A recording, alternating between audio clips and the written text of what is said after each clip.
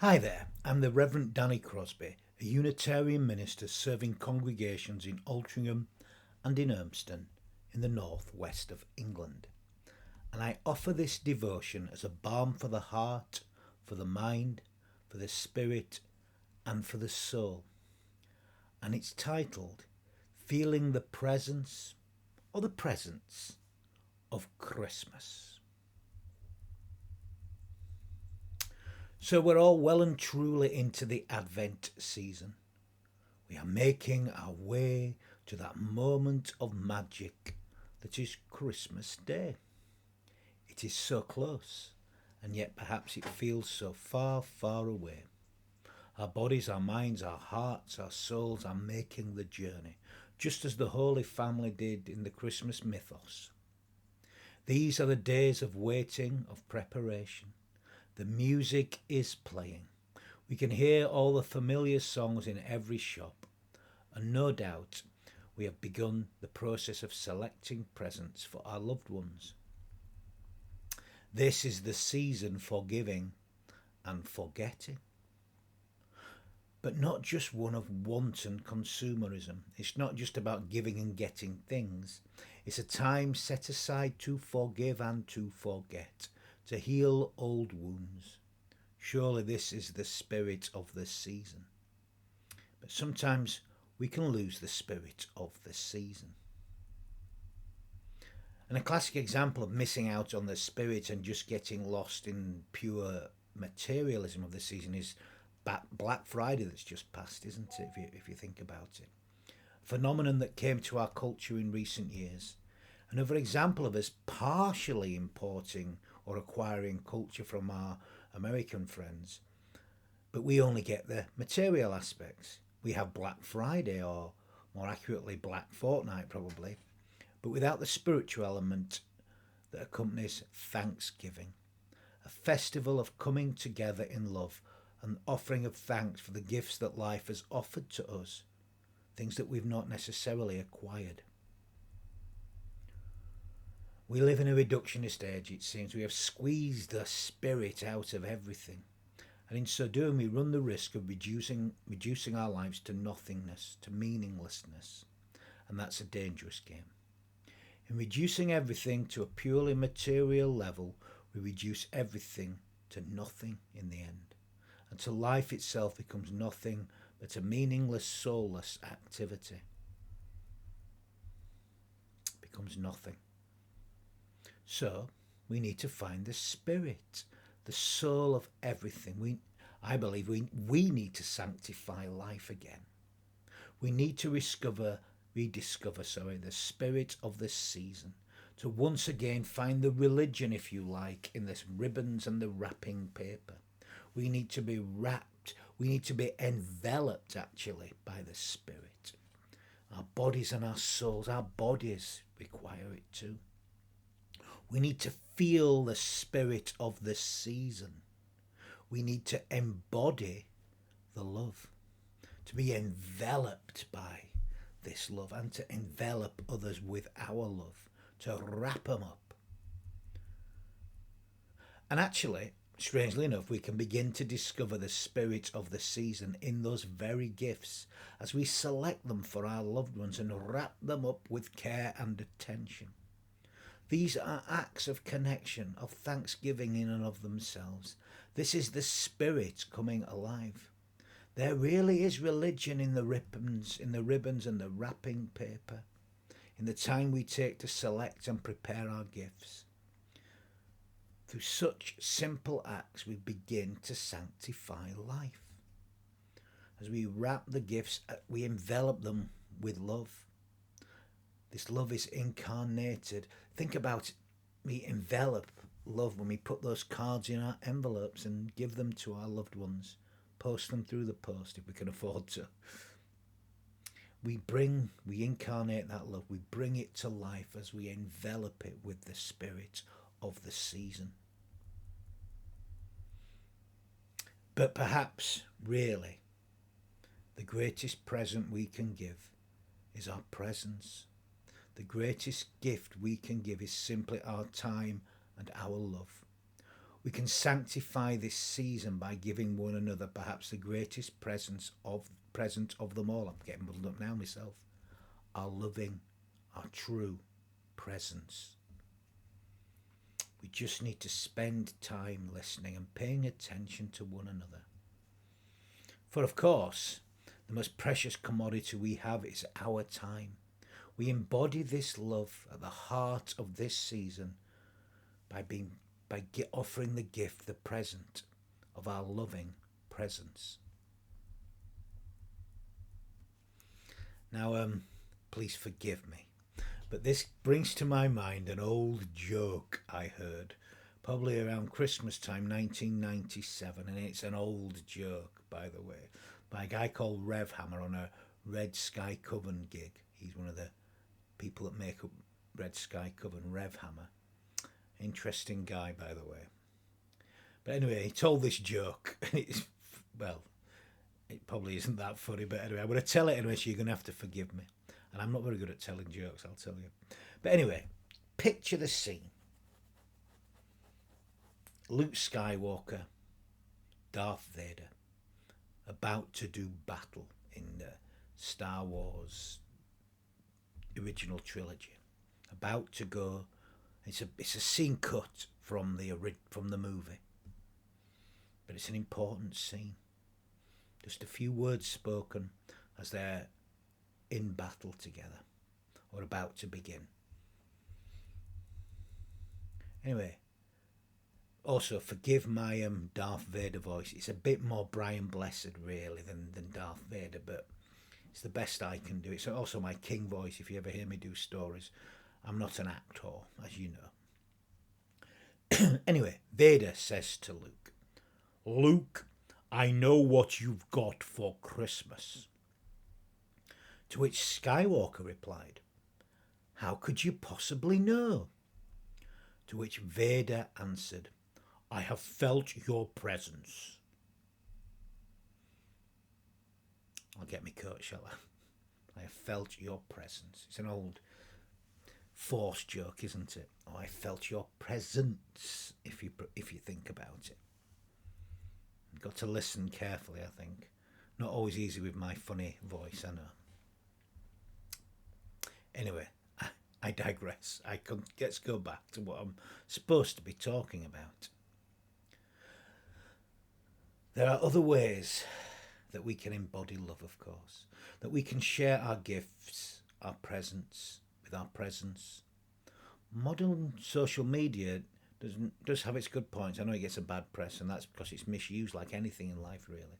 And a lovely friend of mine sent me a meme, actually, that expresses the priceless commodity of time, and it's by Thich Nhat Hanh, who said, "Every morning when we wake up, we have 24 brand new hours to live. What a precious gift. We have the capacity to live in a way that these 24 hours will bring peace, joy, and happiness to ourselves and to others." Lovely, eh? What a precious gift we have been given. The gift of life. The gift of our presence. Let's not waste it. Let's sanctify life with with the presence, with our life, with our own presence, our loving presence. Let's become the gift that we've all been waiting for. May we feel one another's loving presence, and may that universal and eternal love come to life through our human being and our human loving. Now, last Sunday I created an Advent Sunday service, and I always use the same prayer each year because I love the way it sets the scene for Advent. And I just want to share with you some of the last words that it's not a prayer by me. I've actually forgotten the author, so apologies if you ever hear this, the original author. I probably adapted it slightly anyway. But these are the words, just a snippet from the prayer. Now is the moment of magic, and here's a blessing. We already possess all the gifts we need. We've already received our presents. Ears to hear music, eyes to behold lights, hands to build true peace on earth, and to hold each other tight.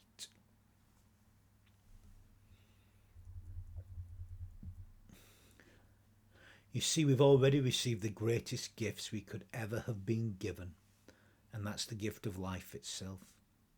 And it's up to us what we do with this gift, with this precious gift we've been given.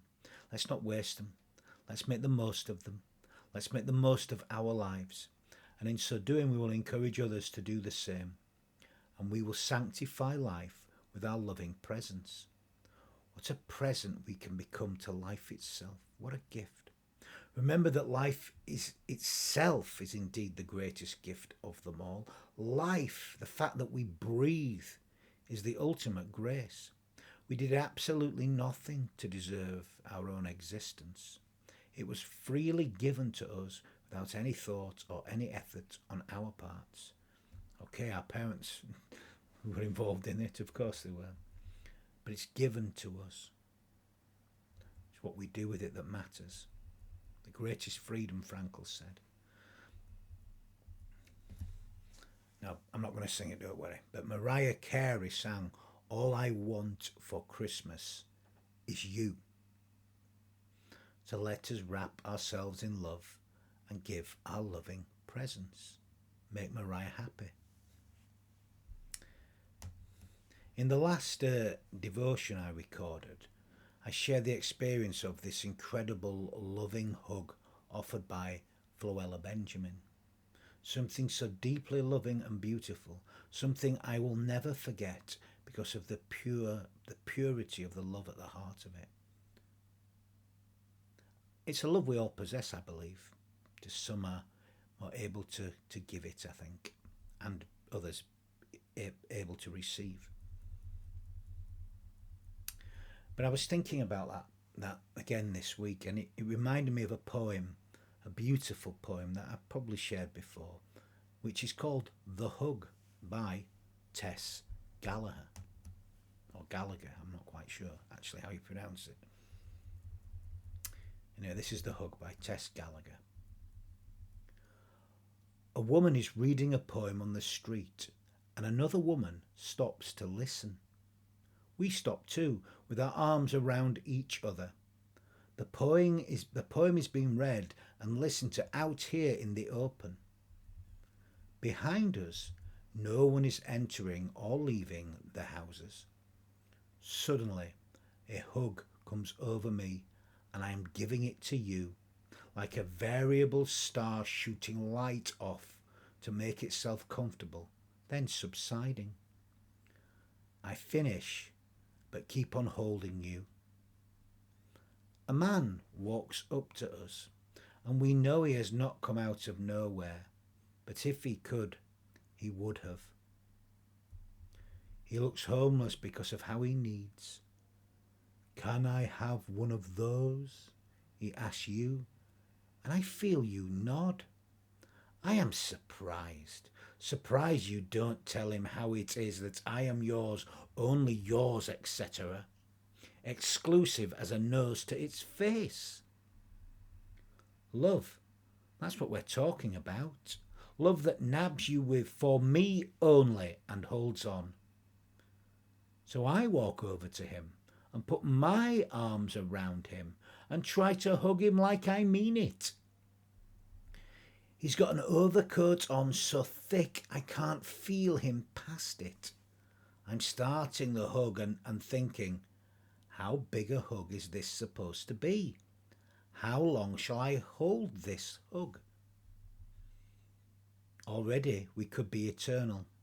His arms falling over my shoulders, my hands not meeting behind his back. He is so big. I put my head into his chest and snuggle in. I lean into him. I lean my blood and my wishes into him. He stands for it. This is his, and he's starting to give it back so well I know he's getting it. This hug, so truly, so tenderly, We stop having arms, and I don't know if my lover has walked away or what, or if the woman is still reading the poem, or the houses. What about them, the houses? Clearly, a little permission is a dangerous thing. But when you hug someone, you want it to be a masterpiece of connection, the way the button on his coat will leave the imprint of a planet in my cheek when I walk away, when I try to find some place to go back to. What do you reckon? I love it. I love it. The poems, you see, to me, possesses such an enveloping love, and its beauty lays in its universality. I'm sure that most of us can identify with both of the characters. I'm sure that most of us have experienced that sense of emptiness and that feeling of being utterly devoid of love that homeless man must feel. So desperate for love that you would ask a stranger to hold you.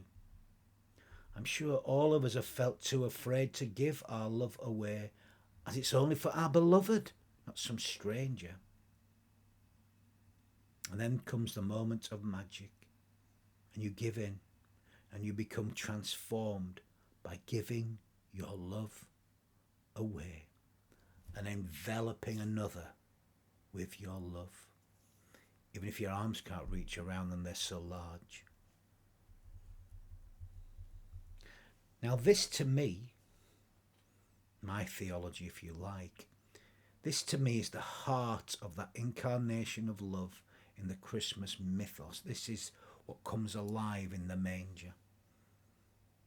Maybe it's just there simply in that love, that human love, in that hug. Oh hug, so simple. But the question that might come to mind is, how do we describe such a thing? How do we describe what it means to hug, actually? Do we give a hug? Do we have a hug? Do we get a hug? Is it just hug, hug, hug? Like ho, ho, ho. Maybe we get all three. Maybe we give, we get, and have a hug. Have a think about it. But I do think that the love at the heart of the Christmas mythos is in that. You know, if you think about the love becoming flesh, incarnating, this is how we bring it to life, enveloping in that love. And actually, I recently made a discovery about part of the nativity story in Luke's Gospel, and certainly in the French translation, it was something I found out, I heard on an On Being podcast, I think it was. Can't remember exactly actually again, but it's definitely sourced from one of the great writers on Being or speakers. But it's a little text from Luke's Gospel, and the two around when the angel comes to the shepherds. The angel of the Lord came to them, and the glory of the Lord shone all around them. And the other line, you will find a newborn wrapped in swaddling clothes and lying in a manger. So that's the English translation. Well, what's fascinating, it was explained anyway, about the French translation, that is that it describes the wrapping of love in both elements as being a kind of enveloping, whether that's the angel or the parents wrapping the baby Jesus. The glory of the Lord, les enveloppes, is wrapped around them in the French version. And the child was envelopped, wrapped around in clothes. So both this concept of being enveloped in love, at least in this translation. And I think that gives a fascinating spin on the nativity mythos to me, and what that incarnated love really means. How we give it away. We envelop, and we are enveloped. We hug, and we are hugged. It's an enveloping love. It is a hug. Wow. So simple, and yet it can be quite terrifying, actually. So, could this truly be at the heart of the Christmas mythos? Maybe this love is an enveloping love, symbolized in a simple hug.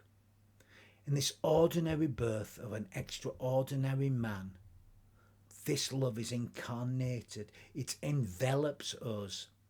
And we bring this love to life when we love in the same way. But it has to be indiscriminate. It has to be offered to all. Agape love.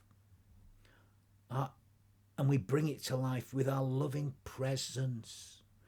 We can bring this love alive once again with our loving presence. Maybe we can all give such love, and when we do so, we receive it, because it's in giving that all receive. It's not a finite commodity. It grows, and we become enveloped in it, and that's what we're here for. To envelop such love. And that's what I'm endeavouring to do. So this Advent season, this is what I'm carrying in my heart. I will do my utmost to give this love away in this Advent season as we move towards the moment of magic to Christmas. This to me is love coming alive, love incarnating in human form, but in all of us. It's not exclusive, it's universal. A love that comes alive by simply giving our presence. This is what we are here for, to use the gifts we have been given, not only for ourselves, but for the good of all, and to share with all. No one is locked outside. And in so doing, we encourage others to do the same. And it begins by simply sharing the most precious gift of all, our time, our loving presence. This is the ultimate present. Oh, I wish I had more of this priceless commodity to give. Oh, how I wish there was more of this precious commodity to get for giving and forgetting. And there is. If we increase it by giving, it multiplies. That's the strange arithmetic of Christmas, actually. The more we give, it grows more. That's the magic. You can feel it too. We become all enveloped in it. It's not a finite commodity. So why not focus on this Advent season, this giving of our true presence, the ultimate present. I'm not saying you need to go hug everyone, but you can incarnate love and envelop them with your loving presence. And it begins right here, right now, in this season of selecting and wrapping presents. We begin to bring the sacred alive in what appears to be wanton materialism. We sanctify life with our loving presence, and it begins in selecting and wrapping our gifts and bringing the Spirit alive in these simple asks as we unwrap the religion in the ribbons, as we envelop with our love with those Christmas cards, as we put them in an envelope. And what a beautiful image that is of this enveloping love. We bless one another with our loving presence by simply spending time with one another lovingly, simply sharing who we are and allowing them to be who they are. And in so doing, we will all give and we will all receive, and the love will multiply, because that's the strange arithmetic of Christmas. In giving it our love away, all gain. And yet we can be so afraid to do so. I've got to hold on to what my precious commodity, otherwise I won't be able to live. But it's not true. We all gain. It's that simple. We bring the spirit of the season alive. It incarnates in our finite human being. We bring the Christmas alive in the presence of each and every day. We become the greatest gift, the greatest present anyone could wish for. We no longer have to wish it could be Christmas every day, because we can make it Christmas every day by simply blessing each other with our loving presence. So I know what you've got for Christmas. I have felt your presence.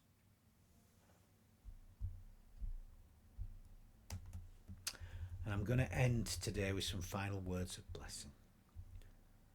We can all bless, and we bless by giving our loving presence. May we know the blessings of this season. May we know the gift in this season. May we bring this gift alive by simply blessing one another and each moment with our loving presence. May we envelop ourselves and one another in this love and bring this love to life. And may we carry that spirit with us. And may we do so in all that we feel, in all that we think, in all that we say, in all that we do. Amen.